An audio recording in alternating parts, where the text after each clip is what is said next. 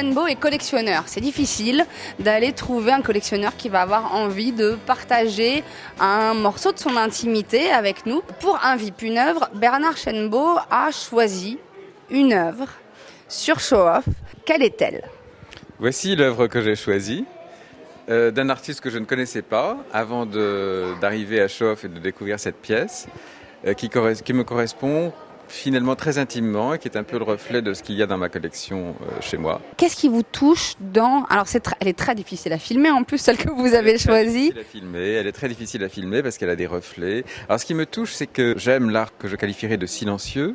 Et cette pièce est assez silencieuse, elle n'est pas bavarde, elle ne dit rien, elle est un peu mystérieuse, elle ne démontre rien.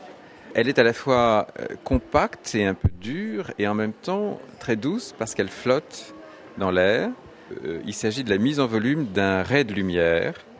Donc la première face correspond à une fenêtre et ensuite c'est le ray de lumière qui est mis en volume comme une sculpture. Alors, cette œuvre est extraordinaire parce que c'est un ray de lumière donc et elle change de couleur partout. D'abord on se voit dedans et on se voit dedans bleu, vert, violet. C'est dingue, franchement. Presque noir. Moi, j'adore. Vous me disiez que votre collection était de l'ordre du silencieux, du non-bavardage. Vous aimez les choses qui se suffisent à elles-mêmes. En quoi est-ce que c'est représentatif du reste de votre collection ? Finalement, j'ai beaucoup d'œuvres monochromes dans ma collection. Certaines d'entre elles, d'un artiste flamand, sont d'ailleurs ont ce côté miroir, ce côté réfléchissant, qui instaure un certain mystère dans l'œuvre, puisque des choses s'y réfléchissent. Donc elle représente assez bien mes goûts, mais elle est probablement plus forte que bien des choses qui sont dans ma collection, du fait que c'est une sculpture, et du fait que son volume et la façon dont elle s'agence par rapport au mur sur lequel elle est posée sont vraiment extrêmement réussis à mon goût. Comment devient-on collectionneur ? Est-ce qu'il y a eu un moment où ça a basculé ? On devient collectionneur par glissement progressif et successif. On commence par acheter une œuvre pour décorer son appartement, puis 2, puis 3. Très rapidement, on en vient à ne plus avoir le souci de décorer un appartement, mais à porter un jugement sur l'œuvre en tant que telle, isolée de son contexte, à chercher ce qui, dans une œuvre, vous correspond intimement, puisque collectionner, c'est aller à la recherche de son intimité. C'est, à mon avis, 2 choses, collectionner. C'est aller à la recherche de son intimité, premièrement. Et deuxièmement, c'est aussi prendre un pari sur l'avenir. Mais il y a autant de types de collectionneurs que d'individus, quasiment. Et finalement, cette œuvre, je vous ai dit tout à l'heure qu'elle était grave et légère. C'est tout à fait à mon image. Elle va trouver sa place chez vous ?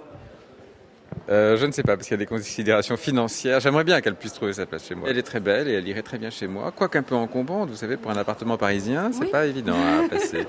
Je suis bien d'accord. Ce n'est pas évident à placer parce que il faut l'espace immédiat et même le recul nécessaire pour pouvoir apprécier ce type d'œuvre. D'ailleurs, si vous voulez encore une considération sur l'art, les Allemands qui ont les moyens de collectionner souvent vivent dans des grands intérieurs, des villas, sans être encombrés trop du passé.